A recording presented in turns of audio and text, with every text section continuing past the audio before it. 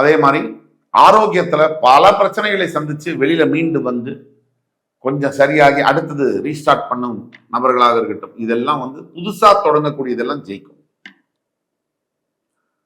எதை எதிர்பார்க்கலாம்? இது நாள் வரைக்கும் இருந்த அளவுக்கு மந்த நிலை, முடிவே எடுக்க முடியாத தன்மை, யாரை பார்த்தாலும் கோபம், எரிச்சல், மற்றவங்க எல்லார்கிட்டையுமே விரோதம், சுத்தி இருக்கவங்க கிட்டலாம் பகை, அதையெல்லாம் எண்டு கார்டு, அதை எதிர்பார்க்கலாம். இந்த மாதிரி விஷயங்களுக்கெல்லாம் எண்டு கார்டு போட போறார் சனி பகவான், அதை எதிர்பார்க்கலாம். அதே மாதிரி எதை எதிர்பார்க்க கூடாது?